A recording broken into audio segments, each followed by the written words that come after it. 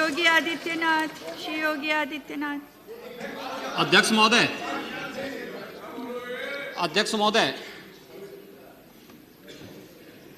माननीय श्री मुलायम सिंह जी ने अभी जो बात यहाँ पर कही है और मुझे अच्छा लगा कि लालू जी आज उनका समर्थन कर रहे हैं। प्रधानमंत्री के लिए भले ही उन्होंने समर्थन न किया हो, लेकिन आज समर्थन कर रहे हैं, पता नहीं किस बात के लिए। लेकिन मैं आपके माध्यम से पूरे सदन का ध्यान आकर्षित करना चाहता हूं उन मुद्दों की ओर जो आज भी सदन की मर्यादा के विरुद्ध यहां पर बातें हो रही हैं और किस प्रकार से गुमराह किया जा रहा पूरे देश को। अयोध्या में 3 प्रकार की परिक्रमाएं होती हैं, पंचकोसी, 14 कोसी और 84 कोसी। और महोदया, उसी परंपरा के अनुसार 84 कोसी परिक्रमा देश के संतों ने प्रयागराज महाकुंभ के अवसर पर 10,000 संतों ने वहां पर तय किया था और उसी के अनुसार परिक्रमा का यात्रा का कार्यक्रम तय हुआ था। महोदया, मैं स्पष्ट कर देना चाहता हूं कि अयोध्या में श्री राम जन्मभूमि, जिस पर माननीय उच्चतम न्यायालय ने इलाहाबाद उच्च न्यायालय की खंडपीठ के निर्णय के बाद स्थगनादेश दिया है, उससे 25-30 किलोमीटर दूर बस्ती जनपद के मखोड़ा नामक स्थान से, जहां पर महाराज दशरथ ने पुत्रेष्टि यज्ञ किया था, उस स्थान से इस परिक्रमा यात्रा को प्रारंभ होना था और विशुद्ध धार्मिक यात्रा थी। इसमें किसी राजनीतिक दल का कोई हस्तक्षेप नहीं था। बिल्कुल 200-250 संतों को इस यात्रा में चलना था और 13 सितंबर तक ये 20 दिन की यात्रा है। लेकिन जिस प्रकार से धार्मिक स्वतंत्रता के मौलिक अधिकार पर उत्तर प्रदेश सरकार ने प्रहार किया है, महोदय, पहली बार ये देखने को मिला है कि लगभग 2000 से अधिक संतों को गिरफ्तार किया गया है और पूरी तरह अपमानित किया गया है।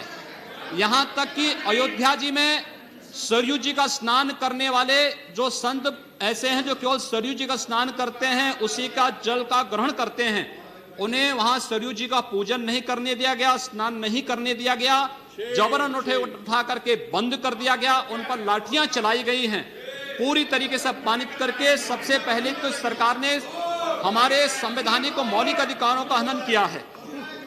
दूसरा, जहां तक स्थगन आदेश की बात है, मैं याद दिलाना चाहूंगा, इस देश के अंदर सेकुलरिज्म के नाम पर राजनीति करने वाले उन सभी दलों को 1994 में कांग्रेस नेतृत्व की ही सरकार ने सुप्रीम कोर्ट में एक शपथ पत्र दिया था और ये कहा था कि अगर तय हो जाएगा कि अयोध्या में विवादित जो ढांचा था वह ढांचा किसी हिंदू मंदिर या स्मारक को तोड़ करके बनाया गया है तो हिंदू भावनाओं के अनुरूप कार्य होगा। आखिर यह साबित हो चुका है।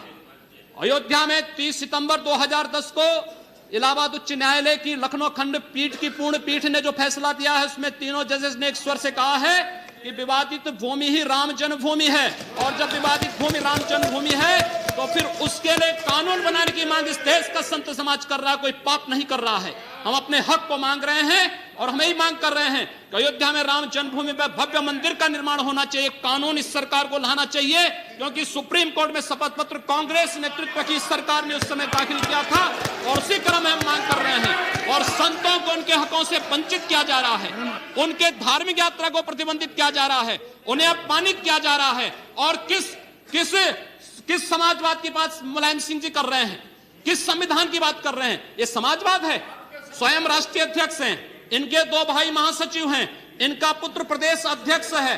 कौन से समाजवाद की बात करते हैं? परिवारवाद की बात करते हैं। बेवकूफ बना रहे देश को, ये केवल देश को बेवकूफ बनाने का कार्य कर रहे हैं और बेवकूफ बना करके समाजवाद के नाम पर समाज को बेवकूफ बना करके सेकुलरिज्म की ध्वजियां उड़ा रहे हैं। 30 दंगे उत्तर प्रदेश के अंदर हो चुके हैं महोदय, 1 वर्ष में 30 बड़े-बड़े दंगे। हर दंगे में हिंदू प्रताड़ित हुआ है, हिंदू जेल में बंद हुआ है और ये सरकार परंपरा की बात करती है। किस परंपरा की बात इस सरकार कर रही है? कि आतंकवादियों के खिलाफ दायर मुकदमों को वापस लेना कौन सी परंपरा का हिस्सा है? ये सरकार उत्तर प्रदेश के अंदर जिस प्रकार से सरकारी जमीनों को कब्रिस्तान के नाम पर आवंटित कर रहा है, कौन सी परंपरा का हिस्सा है? जिस प्रकार से वहां के वहां के गरीबों, वहां के पिछड़ी जाति, वहां के अनुसूचित जाति के हकों पर डकैती डला करके यह सरकार जिस प्रकार से जंगल राज कायम की उत्तर प्रदेश के अंदर, आखिर वो किस परंपरा का हिस्सा है? और इसीलिए मैं आज के इस माध्यम से आपसे अनुरोध करना चाहूंगा, उत्तर प्रदेश सरकार ने उत्तर प्रदेश के अंदर हमारी धार्मिक भावनाओं का अपमान किया है, संतों को अपमानित किया है। इस सरकार को रहने का अधिकार नहीं होना चाहिए, इसे तत्काल बर्खास्त किया जाना चाहिए। आपसे मैं ये अनुरोध करूंगा कि भारत सरकार से मैं ये मांग करूंगा, ये सरकार लड़ाने का कार्य कर रही है, यह केवल मुस्लिम जिहादी आतंकवाद को प्रश्रय दे करके हिंदुओं को अपमानित करके संतों का अपमान करना चाहती है। और इसीलिए 84 कोसी परिक्रमा को इसने रोका है। महोदया, जितनी फोर्स वहां लगाई गई उसका दशांश भी, महोदया, उसका केवल दशांश भी केवल सुरक्षा के लिए देखी 200-250 संत अपनी धार्मिक यात्रा को शांतिपूर्ण ढंग से निकालते। इस सरकार ने यात्रा पर रोक लगा करके उत्तर प्रदेश के अंदर 10 करोड़ लोगों को पीड़ित किया है, अपमानित किया है, उनको परेशान किया है। और यही नहीं, यह सरकार लगातार हिंदुओं को अपमानित करने का कार्य कर रही है। और इसीलिए मैं आपके माध्यम से अनुरोध करूंगा, इस सरकार को रहने का कोई अधिकार नहीं, इसे बर्खास्त किया जाना चाहिए।